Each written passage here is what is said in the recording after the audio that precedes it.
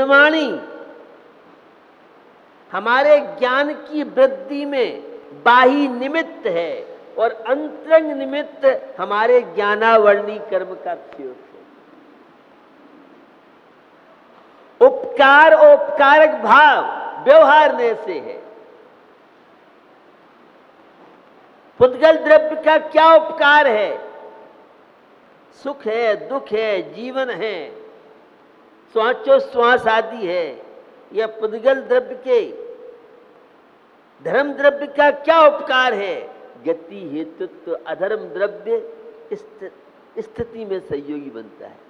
जिय पुद्गल को चलन सहाई धर्म द्रव्य अनुरूपी तिष्ठत होय अधर्म सहाय जिन बिन मूर्ति निरूपी।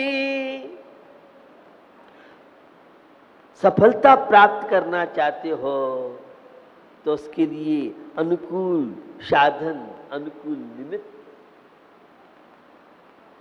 तो बंधुओं, उपकारक भाव माता पिता के द्वारा संतान का संरक्षण होता है और संतान के द्वारा माता पिता की सेवा परिचर्या होती है। एक शिक्षक के माध्यम से स्टूडेंट ज्ञान प्राप्त कर सकता है और स्टूडेंट छात्र छात्राओं का दायित्व है कि वे अपने गुरुजी का विनय आदि करें। एक मालिक नौकर को सैलरी देता है जिससे उसकी आजीविका चलती है, तो नौकर अपने मालिक के प्रति वफादार होता है, वह उनके बताए हुए कार्य करता है। निमित्त और उपादान इसका बहुत शांति के क्षेत्र में महत्व है। अगर द्रव्य आपके समझ में आ जाए तो बहुत प्रकार के टेंशनों से आप मुक्त हो सकते हैं। जो जानद अरहंतम दब्बत गुणत पज्जयतेयं सो जानद अपाणम मोहो खल जादु तस्लयं। जो अरहंत परमेष्टि के द्रव्य से, गुण से, पर्याय से जानता है, उसका क्षण भर में मोह नष्ट हो सकता है। कैसा द्रव्य का? ये शुद्ध द्रव्य, पर्याय सिद्ध परमेष्टि की पर्याय, गुण अनंत दर्शन, अनंत ज्ञान अथवा समकेत दर्शन ज्ञान अगुरु लघु अवगाहना सूक्ष्म बीरजवान निराबाद गुण सिद्ध के। 8 कर्मों के अभाव में 8 गुणों की व्यक्ति होती है। तो 5वें अध्याय में आचार्य उमा स्वामी, जिसकी व्याख्या सुसागर की तात्पर्यवृत्ति, जिसकी व्याख्या सर्वासिद्धि में पाठ पूजपा स्वामी ने, तो जिसकी वार्तिक में व्याख्या आचार्य अखिलंग स्वामी ने, तो विद्यान स्वामी ने श्लोक वार्तिक के माध्यम से जिन सूत्रों की व्याख्या की है। जीव का कार्य क्या है? परस्परोपग्रहो जीवाना। एक जीव दूसरे जीव का उपकार करता है।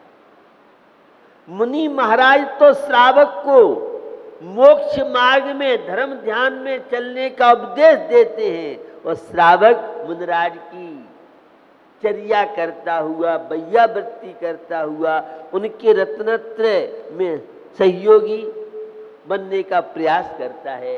ये श्रावक के बिना मुनि धर्म नहीं चलेगा और मुनि धर्म के बिना श्रावक धर्म नहीं चलेगा। ये व्यवहारने की बात बता रहा है। निश्चय ने से सबके अपने अपने चतुष्टय हैं। हम दशलक्षण परम में व्रत उपवास करते हैं, अन्य दिनों में इतना नहीं कर पाते। जिनवाणी सुनते हैं, पढ़ते हैं तो हमारे परिणाम निर्मल बन सकते हैं, और जिनवाणी पढ़ करके सुन के भी परिणाम निर्मल नहीं बने तो जिनवाणी तो बाही निमित्त है, प्रवचन तो बाही निमित्त है। अंतरंग में तुम्हारे तीव्र अशुभ कर्म का जब उदय चलता है तो मंत्र की प्रेरणा करने के बाद भी मंत्र का नियम नहीं लेता है। तो एक जीव दूसरे जीव का उपकार, ये व्यवहारने का विषय है। निश्चय से तो कोई किसी कुछ नहीं करता है। निमित्त उपादान को लेके आज बड़ी विसंगतियां चल रही। कार्य की सिद्धि निमित्त से होती है कि उपादान से? उपादान क्या चीज है? जो वस्तु स्वयं कार्य रूप परिणमन करती है उपादान कहलाता है, और जो सहयोगी कारण है उसे निमित्त कहते हैं। हमारी माता रोटी बनाती हैं तो रोटी के लिए आटा स्वयं रोटी रूप से परिणमन करता है। आटा तो उपादान है, और चकला, बेलना, महिला, अग्नि, पानी, गैस का सिलेंडर, गैस का चूल्हा, ये सब निमित्त है। एक कार्य के लिए अनेक कारणों की आवश्यकता पड़ती है। निमित्त क्या कहलाता है? जो सहयोगी कारण को निमित्त कहते हैं, अथवा दूसरी परिभाषा, जिसके बिना उपादान कुछ नहीं कर पाता उसे निमित्त कहते हैं। हर आत्मा के अंदर परमात्मा बनने की क्षमता है, योग्यता है। क्या बात है? भगवान महावीर स्वामी मृत्युंजयी श्री राम तो मोक्ष पहुंच गए, और हम संसार में क्यों रुल रहे हैं? हमारे अंदर भी उपादान की योग्यता है, परमात्मा बनने की योग्यता है। हे राग रहित अनुपम वे तो तू राग रंग में रहा हुआ, तज राग देश को दाद सभी, इनके कारण दुख पाता है। निज के गुण निज में है चेतन, निज के गुण निज में है चेतन, तू पर में क्यों भर माता है? पर से दृष्टि को फिर जरा, मिल जाए गुणों का सिंधु भरा। इन्होंने तो पुरुषार्थ किया, इन्होंने भेद रत्नत्र अभेद रत्नत्र, इन्होंने सकल संयम, निश्चय संयम और व्यवहार संयम के माध्यम से अपनी आत्मा की शक्ति की अभिव्यक्ति कर ली, और हम अभी संसार में रुल रहे हैं। यह मकान मेरा है, ये पत्नी मेरी है, ये पति मेरे हैं, ये शरीर मेरा है, ये नाती पोते मेरे हैं। भैया कुछ भी नहीं तेरा। दल बल देई देवता, मात पिता परिवार, मरती बिरिया जीव को कोई न राखनहार। कब तक रिश्ते नाते हैं? जब तक शरीर के अंदर चैतन्य आत्मा है, तब तक तो सब नाते रिश्ते हैं, और चैतन्य के विदा होते ही, उस राम के जाते ही, रात को 12 बजे हो, अर्थी की तैयारी करो। अरे 1 मिनट पहले तो रो रहे थे, गा रहे थे, और बड़ा हमारा क्या होगा क्या नहीं होगा। आप तब कल्याण के समय देखती हैं, दीक्षा के लिए जाते हैं तो मरुदेवी और नागराज क्या कहते हैं? अब तुम्हारे जाने के बाद हमारे आंगन में अब देव नहीं आएंगे, ये महोत्सव नहीं होंगे। भैया कोई किसी को नहीं रोता है, सभी अपने अपने स्वार्थ के लिए रोते हैं। जब तक स्वार्थ है, मतलब है, 2 पैसे अंटी में है, पता नहीं कहां कहां की नातेस्ता निकाल लेता है, और जब जेब खाली हो जाए तो सगा बेटा, सगा संबंधी। भैया ये संसार की दशा है। ये संयम की ओर कदम किनके बढ़ते हैं? जिन्हें बाही में तो मुनराज, देव शास्त्र गुरु का समागम और अंतरंग में पुण्य कर्म का तीव्र उदय। मुख्यो पचार दुभेदियों बड़ भाग रत्न धरे, और धरेंगे ते शिव लहे तिन सुयस जग जल मल हरे। इम जान आलस ठान साहस ठान यह सिख आदरो, जब लोन रोग जरा गए तब लो झटित निज हित करो। हम तो नियम संयम बुढ़ापे में लेंगे, संयम की साधना बुढ़ापे में करेंगे। भैया एक समय का भरोसा नहीं है, कब किसका मौत का वारंट कट जाए।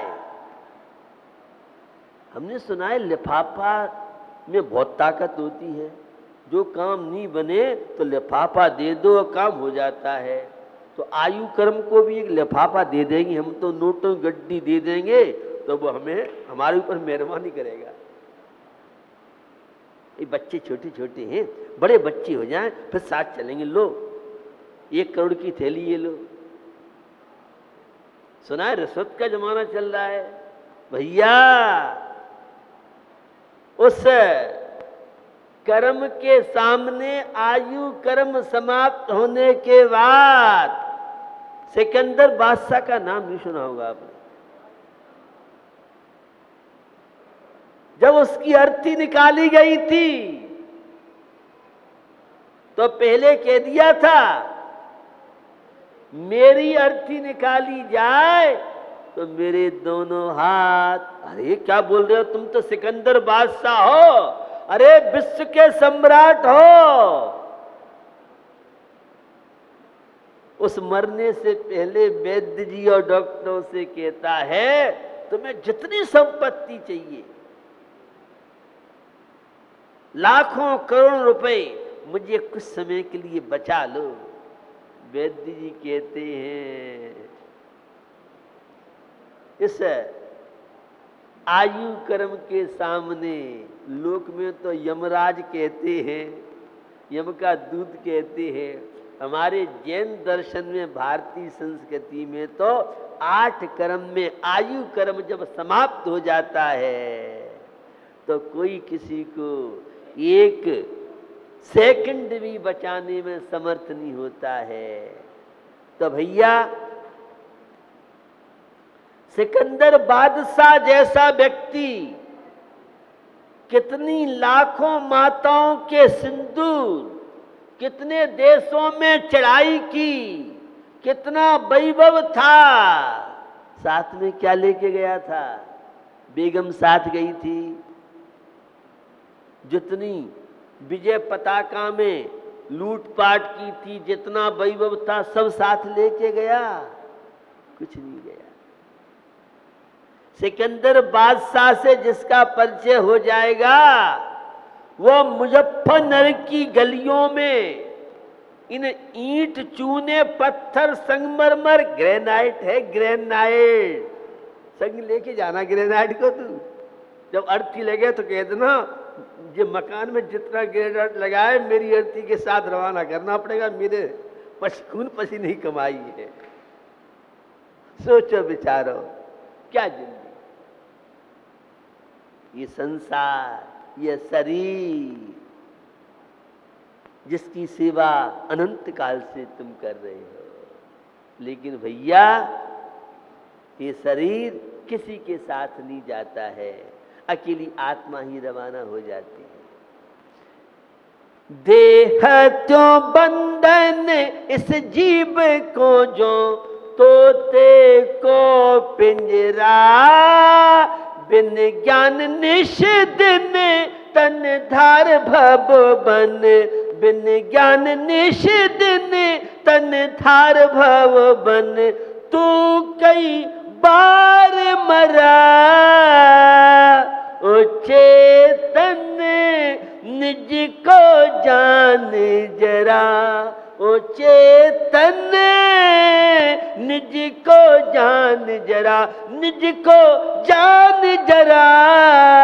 ओ चेतन निज को जान जरा। अंतरंग निमित्त, बहिरंग निमित्त, प्रेरण निमित्त, उदासीन निमित्त। वह बहिरंग निमित्त सभी को 10 लक्षण परम, लेकिन पूजा करने वाले तो लिमिटेड हैं, उपवास करने वाले सीमित हैं। हर व्यक्ति की भावनाएं जागृत नहीं हो पाती हैं। बाह्य निमित्त 10 लक्षण परम काल है। अंतरंग निमित्त जिनके पुण्य कर्म का उदय है, वे शहर छोड़ के, दुकान बंद करके, घर के कामों को आगे पीछे करके और बहेलना में परगाहन करते हैं, आहार देते हैं, अभिषेक पूजा में शामिल होते हैं। इसके लिए भी पुण्य चाहिए, बिना पुण्य के कहीं कुछ भी नहीं है। संसार में सारा खेल पुण्य पाप का है। पुण्य कर्म का उदय होता है। शिखर जी की भावना बनी और तैयारी भी थी, पूरे कठोरदान सारी तैयारी ट्रेन में पहुंच गई। पाप कर्म का ऐसा उदय आया, एक काले भूत ने सारा बनाया हुआ महल बिगाड़ दिया। फोन आ गया, सारा सामान, और जिसकी कोई तैयारी नहीं थी, पुण्य का उदय था, कहाँ जा शिखर जी, मम्मी जरा चलो, तो बिना तैयारी के ही, और वह पुण्य कर्म का उदय शिखर जी में भगवान पार्श्वनाथ की टोंक के दर्शन करता है। धर्म कार्य के लिए भी पुण्य चाहिए, अच्छे कार्यों के लिए पुण्य चाहिए। अंतरंग साता वेदनी कर्म का उदय है तो कोई भी बीमारी की ताकत नहीं है, और असाता वेदनी कर्म का उदय है तो जरा से प्रदूषण से, जरा सी प्रतिकूलता से और कोई ना कोई बीमारी के शिकार हो जाते हैं। इसलिए पुण्य कार्यों में कमी मत कीजिए। जहां से जो भी जितना लूट सको, जीवन में फुर्सत नहीं मिलने वाली। तुम सोचो हम फ्री हो जाएंगे, जो जो गस्ती बढ़ती जाएगी, यह मकड़ी का जाला है।